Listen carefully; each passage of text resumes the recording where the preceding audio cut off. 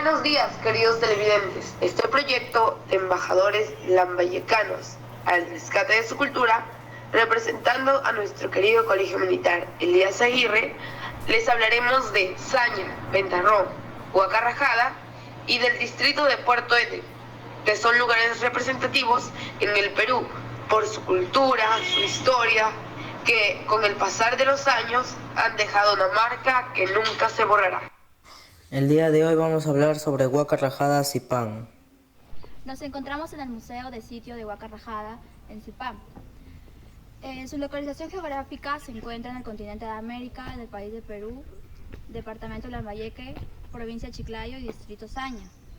Huacarrajada era una zona devastada por los huaqueros o ladrones de huacas, hasta que en 1987 el arqueólogo peruano Walter Alba y su equipo, con ayuda de las autoridades, emprendió un proyecto de salvataje del sitio arqueológico.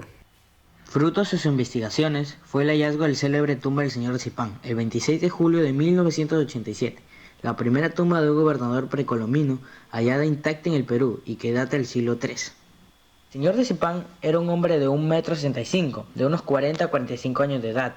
Se le halló al lado de los restos de 8 personas, 3 mujeres, 2 varones, un niño y 2 guardianes, y también de animales, 2 llamas y un perro, sacrificados presuntamente para que le siguieran sirviendo en la vida de ultratumba, según las creencias moches. Los restos del señor de Zipán reposaban en el centro de una cámara mortuoria, cobijados en un gran ataúd confeccionado con grandes tallas. En cambio de los cotafalcos o de sus acompañantes, estaban hechos de cañas, pues también se hallaron 209 ceramios, muchos de los cuales contenían ofrendas. Nos encontramos con la especialista Liliana, guía oficial de turismo del museo, y queremos hacerle unas dos simples preguntas. La primera es, ¿quiénes fueron los moches y por qué hicieron sacrificios humanos? Mira, los moches fueron vencedores de los ciertos, grandes guerreros, quienes tenían muchas ideologías, muchas creencias. Ellos que fueron muy buenos también en la alfarería y en la metalurgia, ellos creían de que sacrificar a alguien era quizás para derramar sangre a la madre tierra, si había un fenómenos climáticos como lo hemos visto en el Museo de Sitio, ya que se han encontrado estas evidencias gracias también a las iconografías. Y quiero que me responda cuál es, digamos así, la palabra correcta. ¿Es Zipán o Lambayeque? No, la palabra correcta, si estamos hablando de moche, es Zipán. Zipán realmente es un pueblo, pero por la palabra Si, que deriva de la palabra Siek, que significa casa de la luna. Zipán pertenece a la cultura de Lambayeque, es posterior a los moches o a Zipán. Muchas gracias. A ustedes, señorita. A continuación hablaré acerca del complejo arqueológico Ventarrón. Ubicado en el distrito de Pomaca, en Lambayeque, es la representación más antigua de la civilización que floreció en la costa norte del Perú, afirma el arqueólogo Ignacio Alba Meneses, descubridor de este sitio arqueológico. Ventarrón representa el templo más sofisticado de gran parte del Perú en esa época y también representa el origen de la domesticación de cultivos, de la organización política completa, del simbolismo del arte natural. Son muchos los factores que permitieron el surgimiento de la civilización, pero en este lugar surgió como en ninguna otra, por la razón que tuvieron ellos de asimilar el paisaje como uno de los elementos más relevantes y uno de los más inspiradores de la arquitectura, asegura Severa Ignacio Alba. En ese sentido, Ignacio Alba destaca que la arquitectura conversa, dialoga con el paisaje y por esa razón sería la pintura mural como uno de los conceptos más importantes de esa arquitectura. A partir de este descubrimiento podemos entender que Lambayeque, de la cual conocíamos los periodos anteriores después de Cristo, Zipán, Zicán, tuvo unos antecedentes inigualables, es una cultura que forjó su propio desarrollo desde 7000 años antes de Cristo. Son yacimientos que son muy pequeños todavía, pero que permitieron la construcción de Ventarrón hacia 3000 antes de Cristo, o sea, Lambayeque tiene unas raíces culturales muy profundas y Ventarrón representa el primer gran momento, el primer centro ceremonial. Este mural ya pertenece, el color, o sea, la pintura está en la parte externa, la sala, la parte interior. Tenemos los murales polícromos que están de lado a lado, la cual representa cacería de venados atrapados en redes. ¿Por qué dan esta representación? Porque en esa época, en ese entonces, como esto era un valle, abundaba lo que es el algodón, el venado, abundaba el venado, y esto servía como ofrenda y también como alimento. Además que también se aprecia atrapado en redes. Las redes fue también confeccionada en esta época, convirtiéndose en la primera zona textil, ya que utilizaron el algodón nativo para construir las redes y también ir avanzando con sus vestimentas. Entonces, las redes sirvió para la caza y la pesca, ¿no? En este caso, se dice que el venado abundaba en esa época, hoy en día ya no se encuentra, que a la vez este venadito representa la élite de cazadores. Les hablé también de una primera fase, la representación de los peces y zarigüeya, a la cual apreciamos aquí, miren en la parte de al frente, los dos peces en alto relieve, hechos en barro. A ver, miren, está de esta manera. ¿Sí? A ver, lo aprecian allá, acá al frente nomás, en esta parte, en este murito. Ah, tiene el muro. No, ahí en el muro, al frente, ve, al frente. Al frente. Lo pueden. A ver, mira, a ver. Lo captas en tu yo vi uno. Yo vi uno. Ahí están al frente. Esta es la representación más antigua de la primera fase, al igual que al frente tenemos la zarigüeya. Al lado de esta banqueta tenemos otra imagen que es la zarigüeya, mayormente conocido como hurón. En este caso, al decir que estamos representando la dualidad, se dice que también hubo función tanto del hombre y de la mujer. ¿Por qué? Porque la zarigüeya es un marsupial que tiene una bolsa en la parte de adelante donde tiene sus crías, y la mujer también tiene a sus hijos en el vientre.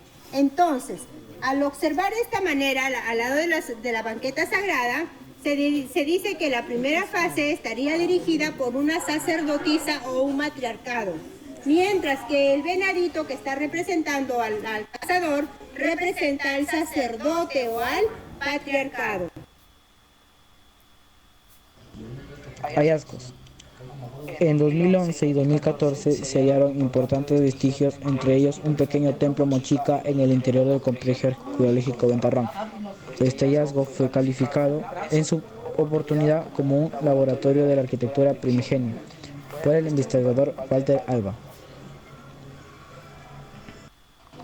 Ventarrón identifica lo que es la tradición más antigua de los pueblos de América, el culto del fuego.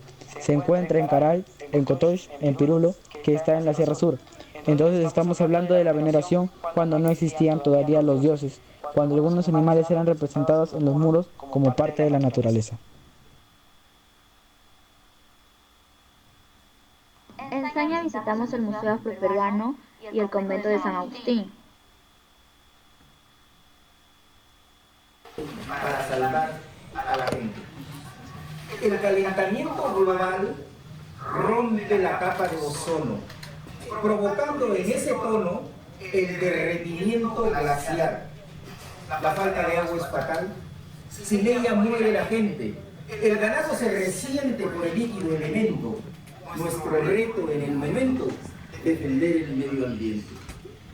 Los gases nos contaminan, el aire ya no es tan puro. Las minas usan cianuro y a los peces asesinan. En el mar ya no hay sardina, ni anchoveta, yo diría. Se aleja la ictiología, se empobrece nuestro mar. Defender el litoral es una filosofía. Los árboles son pulmones que oxigenan la ciudad, no los tales por piedad que a toda la gente expones a sufrir las radiaciones de un sol que nada lo enfría, porque la geografía está perdiendo defensas. Si en realidad si lo piensas, conserven la Amazonía. Tierra recrea el cortejo en el que el hombre trata de conquistar a la mujer. Muestra una gran sensualidad en los movimientos de cadera de las mujeres.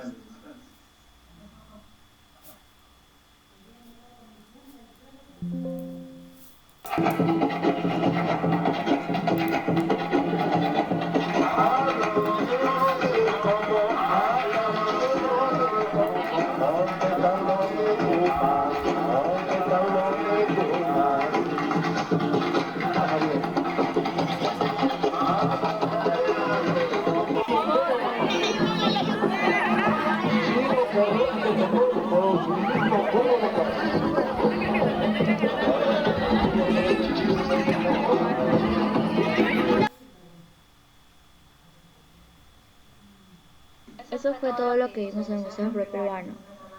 Luego de ir al Museo Afroperuano, llegamos al convento de San Agustín.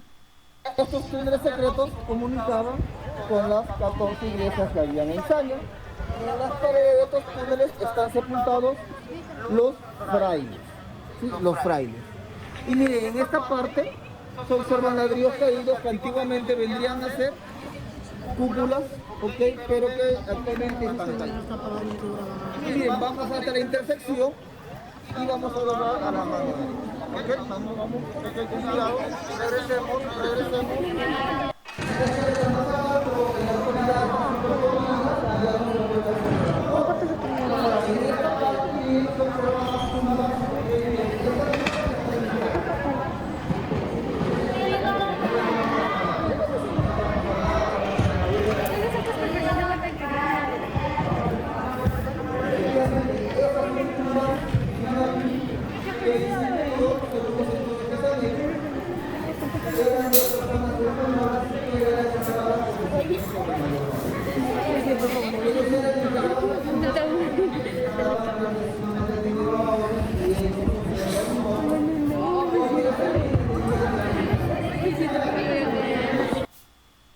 Terminamos el recorrido por Saña con unas danzas típicas. Y por último hablaremos sobre Puerto Eten.